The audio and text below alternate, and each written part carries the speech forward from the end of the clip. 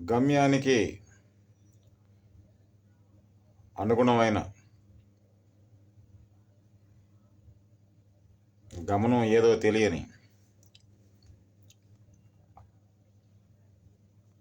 పార్టీలు, కమ్యూనిస్టు పార్టీలము అని చెప్పుకుంటున్న పార్టీలు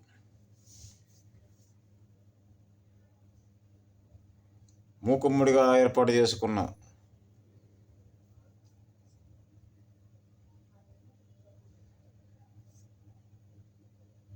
బూటకపు రౌండ్ టేబుల్ సమావేశం హైదరాబాద్లో నాడు జరిగింది.